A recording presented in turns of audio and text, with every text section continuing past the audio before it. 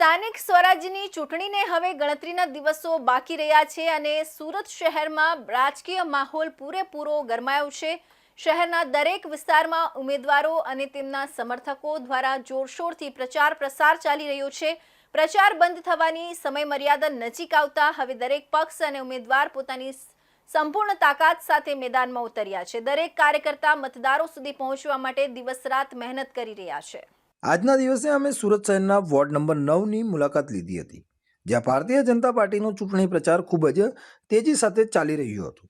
આ વોર્ડમાં ભાજપના ઉમેદવારોની પેનલ દ્વારા વ્યાપક રીતે ડોર ટુ ડોર કેમ્પેન હાથ ધરવામાં આવ્યા હતા। ઉમેદવારોમાં રાજન પટેલ, નેન્સી શાહ, દિગ્વિજયસિંહ બારડ અને હિનાબેન ટાંક પોતાના કાર્યકર્તાઓ સાથે ઘર ઘર જઈને મતદારોને મળ્યા હતા।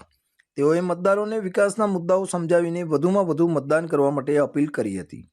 આ પ્રચાર દરમિયાન ઉમેદવારો લોકો સાથે સીધી વાતચીત કરતા જોવા મળ્યા હતા, જ્યાં તેઓએ પોતાના કાર્યકાળ દરમિયાન થયેલા વિકાસ કાર્યોની માહિતી આપી હતી અને આગામી સમયમાં વધુ સારા વિકાસના વચનો પણ આપ્યા હતા। કાર્યકર્તાઓમાં પણ ભારે ઉત્સાહ જોવા મળ્યો હતો અને દરેક ગલી મહોલ્લામાં ભાજપના સમર્થનમાં વાતાવરણ સર્જાતું નજરે પડ્યું હતું। અત્રે ઉલ્લેખનીય છે કે વોર્ડ નંબર 9 એ ભાજપનો સૌથી સેફ ઝોન માનવામાં આવે છે। અગાઉની ચૂંટણીમાં પણ આ વોર્ડમાં ભાજપને મજબૂત સમર્થન મળ્યું હતું અને આ વખતે પણ પાર્ટીએ ફરી એકવાર વિશ્વાસ વ્યક્ત કરતા રાજન પટેલ અને નેન્સી શાહને ટિકિટ આપી છે।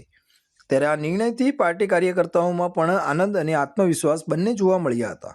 સ્થાનિક મતદારો સાથે વાતચીત કરતા જાણવા મળ્યું કે તેઓ મોટાભાગે પોતાના પૂર્વ કોર્પોરેટરની કામગીરીથી સંતોષ વ્યક્ત કરી રહ્યા છે।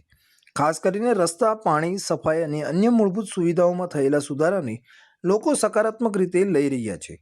ઘણા મતદારોનો એવો મત હતો કે વિકાસના કામોને ધ્યાનમાં રાખીને તેઓ ફરી એકવાર ભાજપને જ સમર્થન આપવા માટે તૈયાર છે।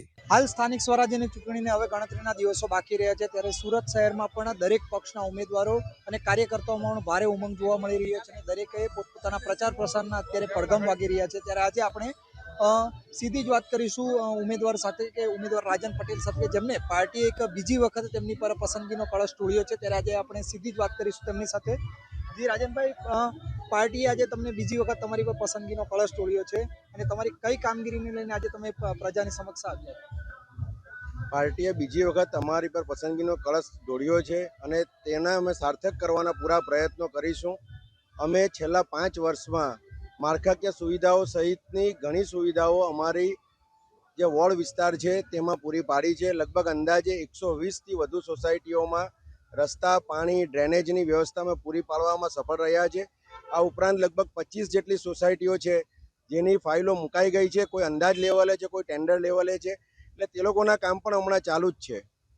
જી, આજે જ્યારે તમે જનતાની વચ્ચે આવો છો પોતાને મત માંગવા માટે, ત્યારે જનતા તરફથી કેવો પ્રતિસાદ મળી રહ્યો છે?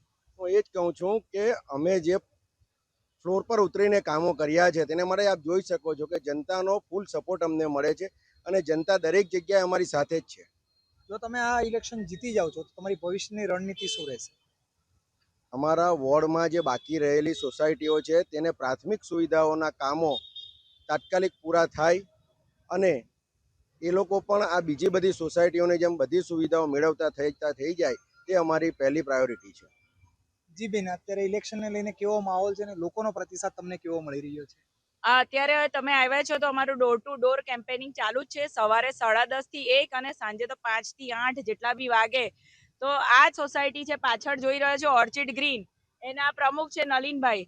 તો બહાર આ બધા કાકા બી બેઠા છે, એ લોકો અમને એવું કહે છે તમારે આવવાની કઈ જરૂર જ નથી, બધે ભાજપ જ છે। આ અમારો પ્રતિસાદ છે। જે બી સોસાયટીમાં જઈએ છીએ અમને ના પાડે છે તો બી અમે એટલા માટે જઈએ છીએ કે 26 તારીખે અંબાલાલજી કહે છે ખૂબ ગરમી પડવાની છે, તો એ ગરમી અસહ્ય હોય છે। અત્યારે બી ગરમી લાગે છે તો જલ્દી વોટિંગ કરજો, લોકોને અપીલ છે।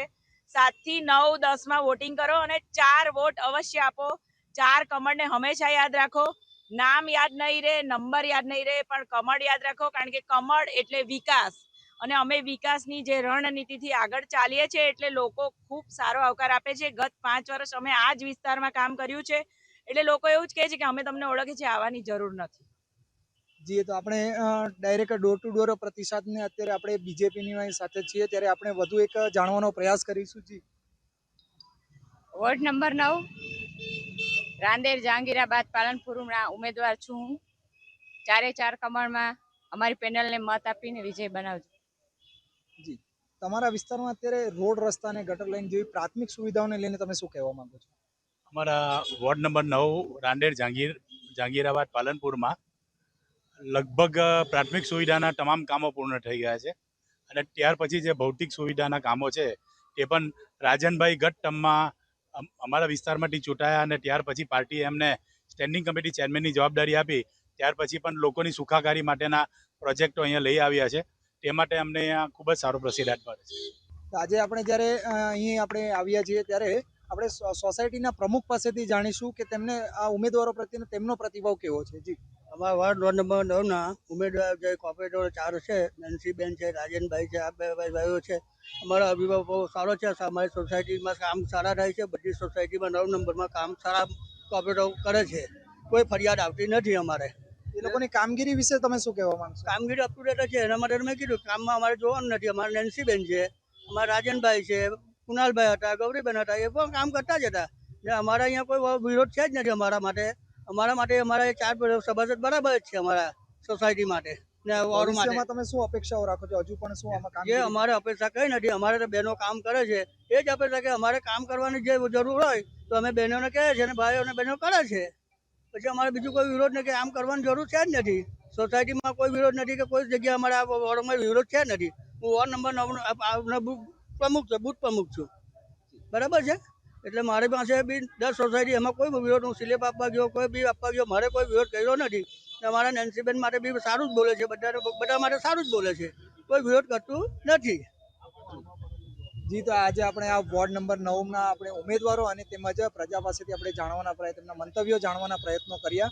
અને આ જ રીતની વધુ માહિતી માટે આપ જોડાયેલા રહો ઇન્ડિયા ન્યૂઝ ગુજરાત સાથે. કેમેરામેન રવિ વેંડે સાથે નિલેશ રાઠોડ, ઇન્ડિયા ન્યૂઝ ગુજરાત, સુરત.